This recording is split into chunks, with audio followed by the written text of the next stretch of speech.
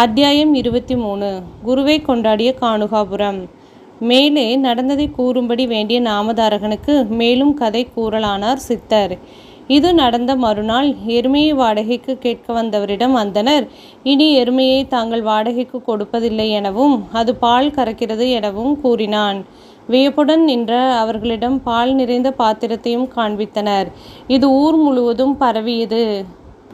கர்ப்பம் தரிக்காமல் கன்று போடாமல் வயது முதிர்ந்த எருமை பால் எப்படி கறக்கிறது என்பதே யாவராலும் வியப்புடன் பேசப்பட்டது.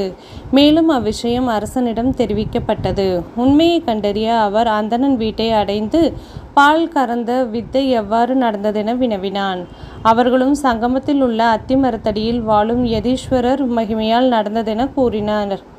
அதனை கேட்ட அரசன் 4 வகை படைகளுடன் சங்கமத்தை அடைந்து அங்கே ஸ்ரீ குருவின் மலர்பாதங்களில் விழுந்து வணங்கி, ஜெகத்குருவே, மாயையினால் மூடப்பட்ட எங்களின் மன இருளை நீக்கி எங்களை காத்தருள வேண்டும். மும்மூர்த்திகளின் திருவுருவே, யாவர்க்கும் மேலான பரம்பொருளே, தாங்கள் எங்களோடு தங்கி எங்களை இந்த பிறவி சூழலிலிருந்து காப்பாற்ற வேண்டும்.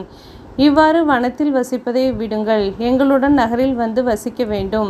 தங்களுக்கென்று மடம் கட்டி தருகிறேன், என் வேண்டுகோளை ஏற்க வேண்டும் என பணிந்து வேண்டினான்.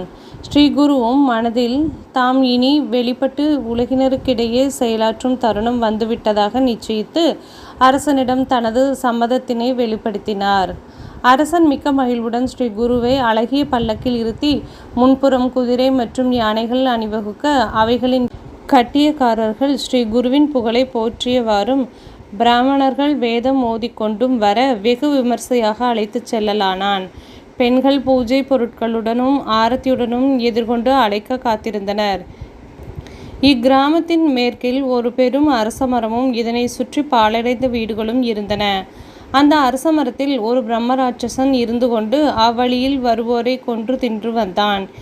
இவனது தொல்லையால் சுற்றி இருந்த வீடுகளில் உள்ளவர்கள் அந்த இடத்தை விட்டு சென்றுவிட்டனர்.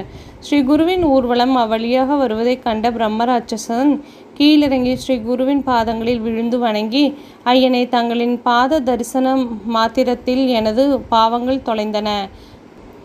இருளில் தவிக்கும் என்னை காத்தருளுங்கள் என வேண்டினான். ஸ்ரீ குரு அவன் தலையில் தனது மலர்கரங்களை வைத்து ஆசியருளி, நீ இப்போதே சங்கமத்திற்கு சென்று நீராடுவாயாக. உனது இந்த உருவம் மறைவதோடு உனக்கு பிறவி சூழலிலிருந்து விடுதலையும் கொடுத்து மோட்சம் அளித்தேன் என கூறவும், அவனும் அவ்வாறே செய்ய அவனது ராட்சச உருவம் மறைந்து யக்ஷ உருவை பெற்று முக்தியடைந்தான். இதனை கண்ட யாவரும் இவர் அந்த ஈசனு அல்லாது வேறில்லை என உணர்ந்தனர். அரசன் அந்த அரசமரத்தின் அருகிலே அழகிய மடத்தை நிறுவி வேலைதோறும் பலவிதங்களில் பக்தியோடு ஸ்ரீ குருவை வழிபட்டு வந்தான். நீராடவும் அனுஷ்டானங்களை செய்யவும் சங்கமம் செல்லும் ஸ்ரீ குருவை ராஜ மரியாதைகளுடன் பல்லக்கில் ஏற்றிச் செல்வர். இவ்வாறாக குருதேவரின் புகழ் சுற்றி இருக்கும் ஊர்களில் பரவத் தொடங்கியது. ஆகவே அங்கு நாள்தோறும் அந்தணருக்கு அன்னதானங்கள் நடைபெற்று வந்தது. இந்நகருக்கு அருகே குமேசி என்ற கிராமம் இருக்கிறது. அங்கு வேதம் பயின்ற திரிவிக்ரம பாரதி என்ற யதீஸ்வரர் இருந்தார். இவர் நரசிம்மரை உபாசித்து வந்தார். அவர் ஸ்ரீ குரு நரசிம்ம சரஸ்வதி சுவாமியின் மகிமையை கேள்வியுற்று ஒரு சந்நியாசி இவ்வாறு சந்நியாச தர்மத்திற்கு ஒவ்வாத ஆடம்பர வைபவங்களை அனுபவிப்பது பற்றி பலரிடமும் நிந்தனை செய்து வந்தார். இதனை ஸ்ரீ குரு அறிந்தார்.